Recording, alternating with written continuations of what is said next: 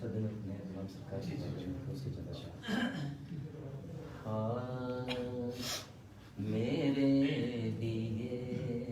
تو نبی کا گھرانہ کافی ہے، میرے لیے تو نبی کا گھرانہ کافی ہے، ہمیں بچانے کو زینب کا نانا کافی ہے، میرے لیے تو نبی کا گھرانہ کافی ہے، اشارہ ہوتے ہی سورج پلٹ کے آتا تھا، عرش کے تارے وہ چندہ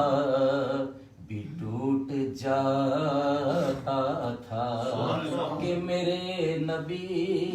تیرا انگلی اٹھانا کافی ہے، میرے نبی تیرا انگلی اٹھانا کافی ہے، میرے لیے تو نبی کا گھرانہ کافی ہے۔ اور اس کلام کا سب سے خوبصورت شعر مجھے پسند ہے، ہاں عمر صدیق سے پوچھا جو پوچھا سلمہ سے،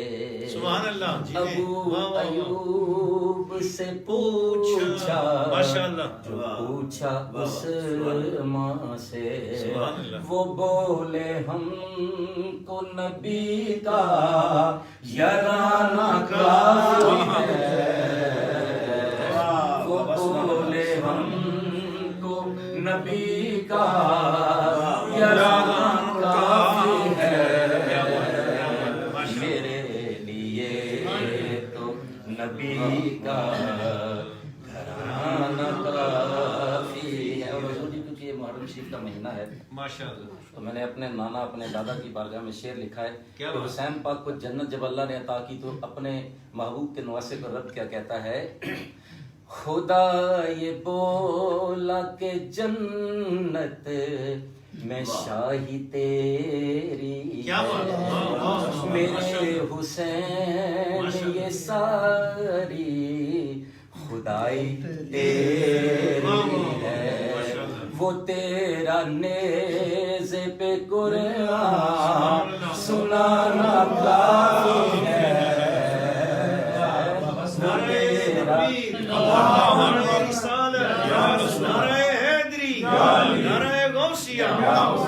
وہ تیرے پہ قرآن سنانا کافی ہے، میرے لیے تو نبی کا گھرانہ کافی ہے۔ اور ہم تمام ثنا خوان الحمدللہ سارے پڑھ رہے ہیں، جب حشر کا میدان ہوگا تو کریم آقا کو دیکھیں گے، شاعر نے مقطع میں جو لکھا ہے شعر سماعت کیجیے گا، شاعر کہتا ہے جو آ کے حشر میں یہ امت چھڑائے گا نصرت، خدا کو سجدے میں رو کر منائے گا نصرت، ہمارے لب پہ انہی کا ترانہ کافی ہے،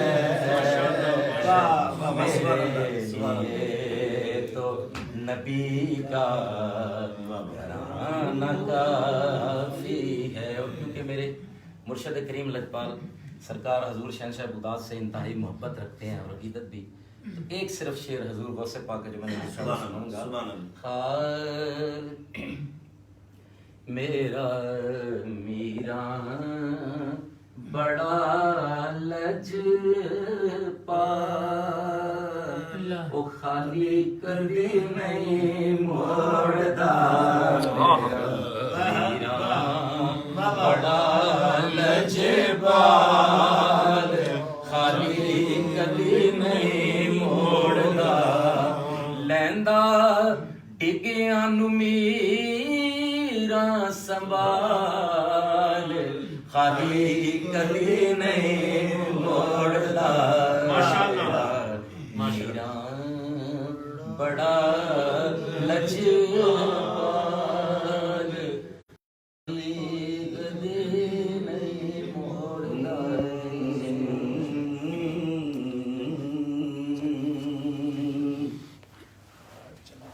درود پاک صلی اللہ علیہ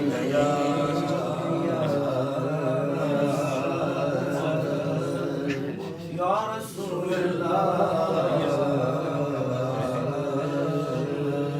وسلم علیہ یا حبیب اللہ دیکھنے والوں سے جدا دیکھ رہا ہے خالق تو محمد کی ادا دیکھ رہا ہے اور گناہگار کے چہرے پہ سرکار کی نظریں سرکار کے چہرے کو خدا دیکھ رہا ہے سرکار کے چہرے کو خدا دیکھ رہا ہے پھر ان کا منگتا ہوں ان کا منگتا ہوں جو منگتا نہیں ہونے دیتے ان کا منگتا ان کا منگتا ہوں جو منگتا نہیں ہونے دیتے میرے آقا آقا میرے آقا میرے آقا مجھے رسوا نہیں ہونے دیتے کیونکہ میں تو نادان تھا دانستہ بھی کیا کیا نہ کیا لاج رکھ لی میرے لجپال نے رسوا نہ کیا میرے آقا مجھے رسوا نہیں ہونے دیتے ان کا منگتا میرے ہر عیب کی کرتے ہیں وہ پردہ پوشی میرے جرموں کو تماشا ہونے دیتے میرے جرموں کو تماشا نہیں ہونے دیتے کیونکہ یہ وہ دربار ہے دربار محمد آسیو اعتراف جرم کر لو تو سزا کوئی نہیں میرے آقا بولو بولو میرے آقا مجھے رسوا نہیں ہونے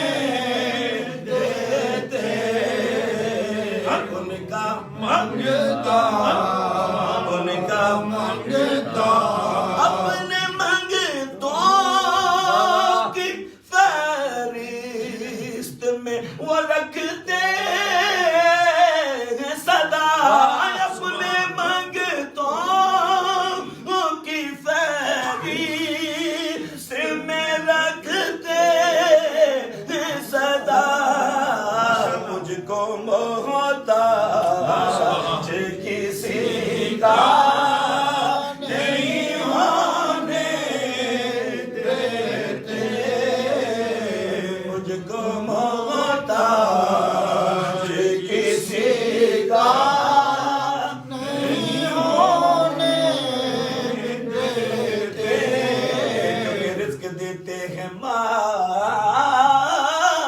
دیتے ہیں، رزق دیتے ہیں، وہ مال دیتے ہیں، دل کی حسرت نکال دیتے ہیں۔ میں کسی غیر سے کیوں مانگوں، مجھ کو زہرا کے لال دیتے ہیں، مجھ کو محتاج کسی کا نہیں ہونے دیتے، ان کا منگتا ہوں جو منگتا نہیں ہونے دیتے۔ اور قبلہ پیر صاحب اس شعر پہ آپ کی توجہ چاہوں گا، قبلہ شاہ جی کہ نعت پڑھتا ہوں تو سانسوں سے مہک آتی ہے، نعت پڑھتا ہوں تو سانسوں سے مہک آتی ہے، میرے لہجے کو سرجان صاحب میرے لہجے کو وہ میلا نہیں ہونے دیتے، میرے لہجے کیونکہ ایک نام بچاتا ہے مجھے رنج و علم سے، ایک ذات ہے جو مجھ کو بکھرنے نہیں دیتی، اور کوئی بچائے نہ بچائے مجھے ناصر، ایک نعت نبی مجھے مرنے نہیں دیتی، میرے لہجے کو وہ میلا نہیں ہونے دیتے، میرے لہجے کو وہ میلا نہیں ہونے دیتے۔ بات بہت ساری لمبی ہے جو کہ محرم شریف کے دن میں ایک دو شعر اس کے پیش کرتا ہوں، آپ کا بھی وقت آپ کی مہربانی، آج آپ نے بہت سارا وقت ہمیں دیا۔ مصطفیٰ والے مرتضیٰ والے میرے وارث نے کربلا والے، میرے وارث نے کربلا والے، مصطفیٰ والے مرتضیٰ والے، مصطفیٰ والے مرتضیٰ والے، میرے وارث نے کربلا والے، میرے وارث نے کربلا والے، جگتے کوئی نہیں اینا برگا، جگتے کوئی نہیں اینا برگا، اے او سید نے بس عطا والے، میرے وارث نے کربلا والے، میرے وارث نے کربلا والے، مصطفیٰ والے مرتضیٰ والے، میرے وارث نے کربلا والے، آل دا ذکر کر کے تر گئے نے، آل دا ذکر کر کے تر گئے نے، میرے ورگے کئی خطا والے، میرے وارث نے کربلا والے، میرے وارث نے کربلا والے۔ شاہ جی بڑے شاہ جی کہ بی بی زہرا دا صدقہ منگنا وا، بی بی زہرا دا صدقہ منگنا وا، ہاتھ میں جد چکنا دعا والے، میرے وارث نے کربلا والے، میرے وارث سے نے کربلا والے کربلا والے کربلا والے میرے وارث نے کربلا سیدہ دا اوئی حیا کر دے سیدہ دا اوئی حیا کر دے جڑے بھی لوگ نے حیا والے جڑے بھی لوگ نے حیا والے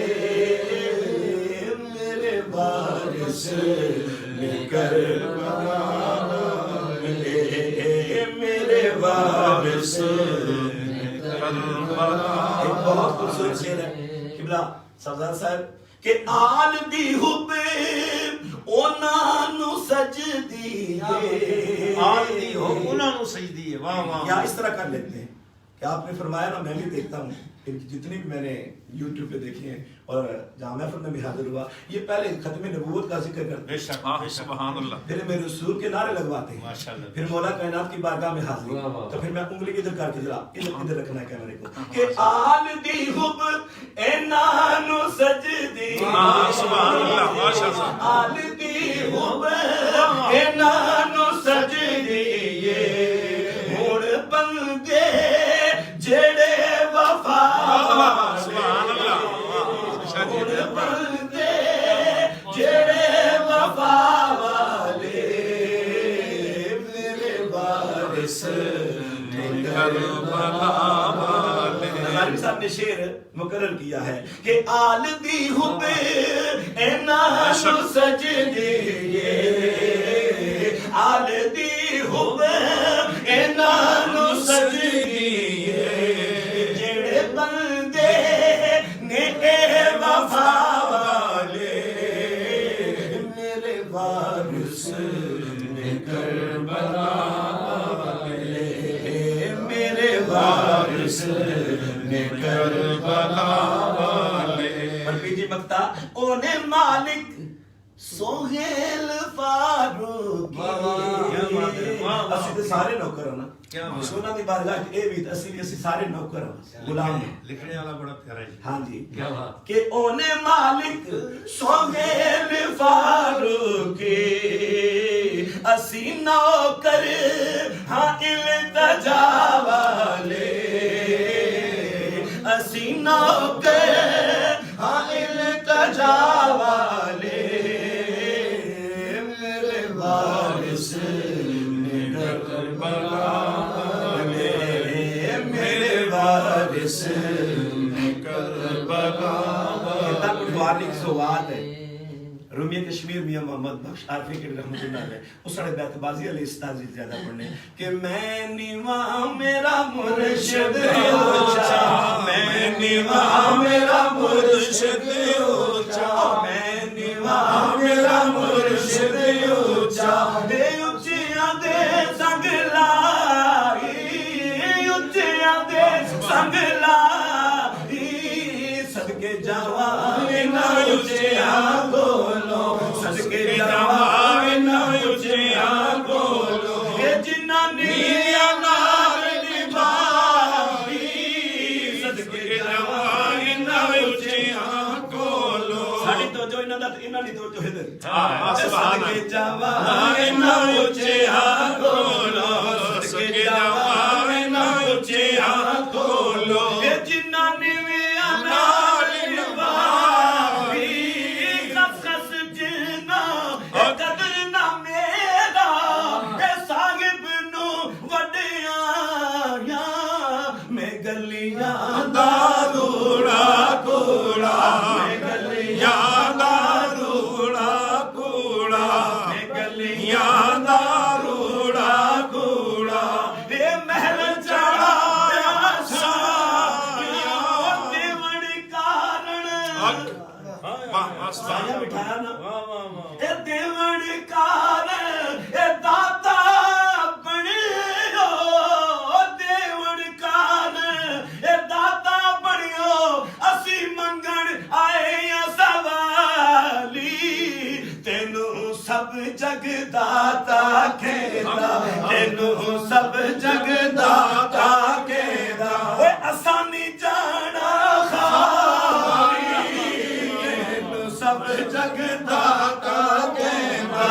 اینو سب جگ داتا کہندا اینو سب جگ داتا کہندا اینو سب جگ داتا کہندا اینو سب جگ داتا کہندا اینو سب جگ داتا کہندا اساں نہیں جانا خالی اینو سب جگ داتا کہندا اینو سب جگ داتا کہندا اساں نہیں جانا خالی. ماشاءاللہ بہت خوبصورت. حضور صلی اللہ علیہ وسلم عقیدہ ختم نبوت صاحبزادہ خطیب حسین علی بادشاہ سرکار کی صدارت میں قبلہ شاہ صاحب نے بہت خوبصورت کلام پڑھا اور ہمارے ساتھ خوبصورت عالم دین اولاد علی آل نبی علامہ سید عارف علی شاہ صاحب برکاتہ العالیہ. چونکہ صاحب علم لوگ ہیں یہاں پہ ایک بات میں گزارش کروں کہ دیکھیں کہ بہت سارے لوگ یہ کہتے ہیں کہ درباروں سے اور مزار کے جو اندر لوگ ہوتے ہیں ان سے کیا ملتا ہے. تو میں شاہ صاحب کی خدمت میں گزارش کروں گا کہ آپ کی آنکھوں کے سامنے جو ہمارے بھائی ہیں انہوں نے سرکار جی سے دم نہیں کروایا, سرکار جی سے ملاقات نہیں ہوئی اور سوار کا دن ہے بادشاہ سرکار سے ان کی ملاقات نہیں ہوئی. گئے ہیں صوفیہ باصفا قبلہ عالم پیر مصنف علی سرکار رحمت اللہ علیہ کے مزار کے اندر. حالانکہ اس راستے میں بہت ساری قبرستان بہت ساری قبریں بھی ہیں راستے میں آئی ہوں گی دیکھی ہوں گی, لیکن اب یہ اندازہ لگائیں کہ ایک شخص معذوری کے عالم میں جاتا ہے, معذور جاتا ہے, بے جان جاتا ہے, لیکن وہ جو صاحب مزار ہے اس کے مزار پہ جب حاضری دیتا ہے تو اس کے جسم سے گئی ہوئی جان, یعنی جب فالج ہوتا ہے تو انسان کے جسم سے جان ختم ہو جاتی ہے, اس کی حرکت ختم ہو جاتی ہے. اب یہ شاہ صاحب کیسے ہو سکتا ہے کہ اگر میرے عقیدے کے مطابق کہ صاحب مزار کو خبر نہیں ہے, وہ جانتے نہیں ہیں, انہیں علم نہیں ہے, تو بھلا کیا بڑے سرکار کے مزار پہ جب اس شخص نے حاضری دی اس کے جسم میں پھر جان کیسے آ گئی؟ تو میں قبلہ شاہ صاحب سے گزارش کروں گا کہ آپ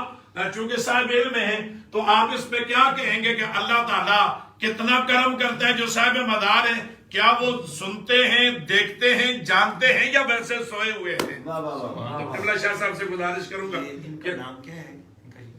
ابرار حسین. آپ کس جگہ کے ہیں؟ چکوال کے ہیں.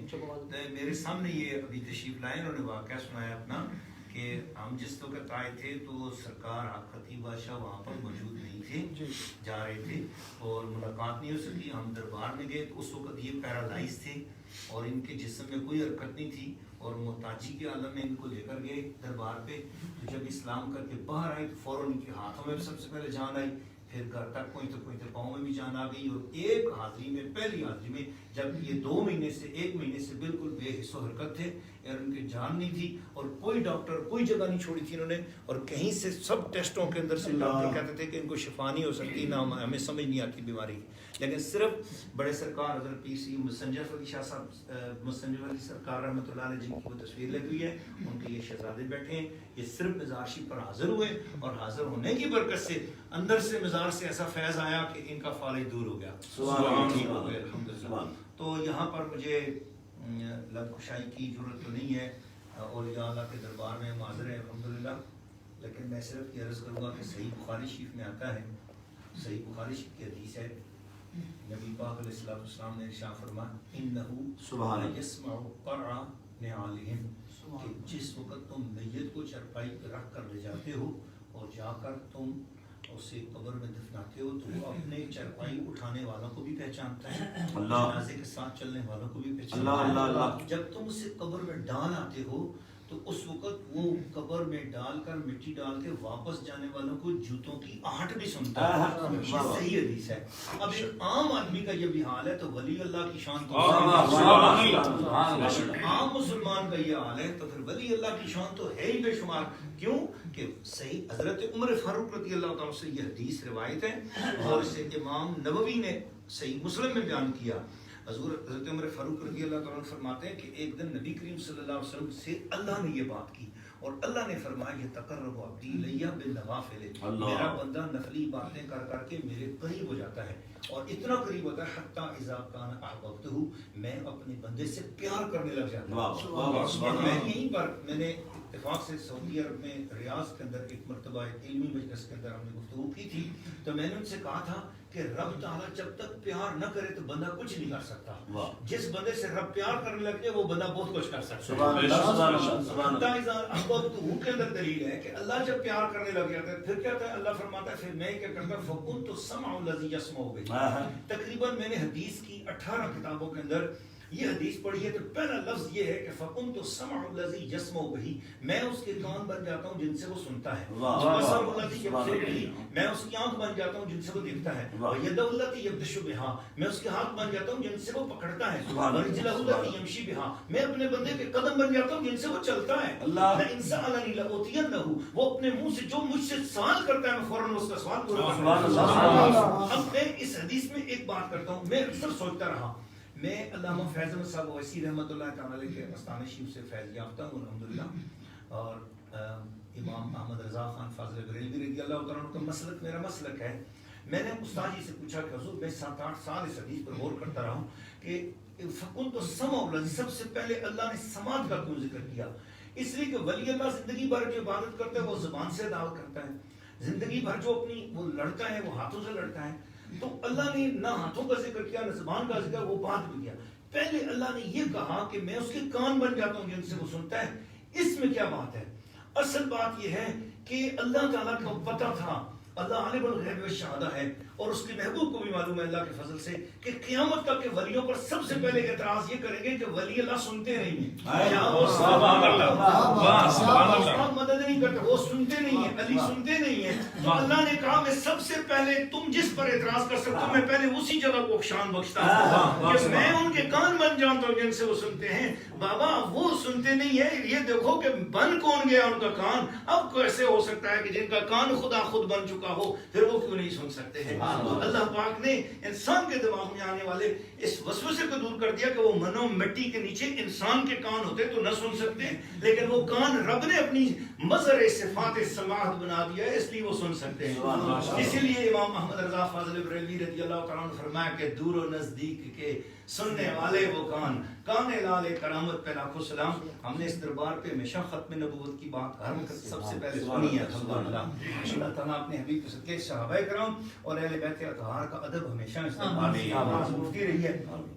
آج ہمیں یہاں حاضری نصیب ہوئی اور آنکھوں سے ہر مرتبہ ہم نے کرامت دیکھی۔ پچھلی مرتبہ میں آیا تھا تو ایک شاہ صاحب تھے، ان کی کوئی بچی تھی جس کے اوپر کوئی جنات کے اثرات تھے، وہ کہہ رہے تھے ہم کراچی سے ساتھ ہیں اور بچپن سے ساتھ ہیں، تو شاہ میرے سامنے ہی خطیب بادشاہ سرکار نے صرف اس کو ایسے کہا کہ چلے جاؤ، اور ایک دم وہ بچی اٹھ گئی، اپنے آپ کو سنبھال لیا، فرمایا بیٹا ٹھیک ہو؟ اس نے کہا میں بالکل ٹھیک ہوں۔ صرف ایک دم سے اس سے اسی وقت وہ جنات پتہ نہیں کتنے عرصے کے تھے، بچپن سے اس کے ساتھ تھے اور بڑے بڑے دیوں کے پاس ہوتے تھے، لیکن سرکار نے صرف ایک حکم دیا اور وہ چھوڑ کے چلے گئے اور وہ بالکل بچی ٹھیک ہو گئی۔ تو ہم نے اپنی آنکھوں سے دیکھا یہاں، تو میں نے پھر کہا میں نے کہا یہ کرامت آنکھوں سے نظر آئی، تو شاہ صاحب نے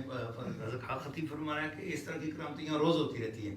پھر اسی طریقے سے میرے مرشد پاک تھائرائڈ کے سلسلے میں آئے، تو یہاں ایک ڈاکٹر صاحب تھے جن کا تھائرائڈ پہ آپریشن ہو چکا تھا، ان کی گردن ہم نے دیکھی کٹی ہوئی تھی، یہاں سے آپریشن ہو چکا ہوا تھا اور کسی طرح ٹھیک نہیں ہو رہے تھے، تو وہ کسی طریقے سے سنا کے یہاں پر پہنچے، پہلا ہی دم کیا اور ان کا تھائرائڈ کا مسئلہ کینسر جو ہے وہ ٹھیک ہو گیا تھا الحمدللہ۔ یہ تو ہم نے آنکھوں سے جو دیکھا ہے وہ عرض کیا۔ ویسے تو جہازیب صاحب تو یہاں کے پی ایچ ڈی ہیں الحمدللہ، اللہ ان کا سلامت رکھے۔ ماشاءاللہ یہ تھے سیدنا حسین شاہ صاحب، اللہ تعالیٰ سب دوستوں کا آستانہ قدر سجدہ میں آنا، بیٹھنا، حضور کی نعت اور مولا کائنات کی بارگاہ کے اندر اور مولا حسین کی بارگاہ کے اندر جو جو حاضری پیش کی اللہ تعالیٰ قبول فرمائے۔ گزارش کروں گا سپہ سالار عقید قبلہ شاہ صاحب سے کہ آپ بھی دعا فرما دیں۔ اللهم صل على سيدنا محمد وعلى آله وسلم. اللهم ربنا آتنا في الدنيا حسنة وفي الآخرة حسنة وقنا عذاب النار. يا الله ہر تمام مسلمانوں کا خاص فضل و کرم فرما، تمام بیماروں کو صحت کاملہ عطا فرما۔ یا اللہ آخرتی سب سایہ دے کر سلامت فرما۔ یا اللہ ان پر اپنا خاص فضل و کرم فرما، یا اللہ ان کے سب کے اندر کرم فرما، تمام مشکلات حل فرما۔ صلی اللہ تعالیٰ علیہ وسلم یشفی بقاص رزق محمد وعلى آله وصحبه اجمعین برحمتک۔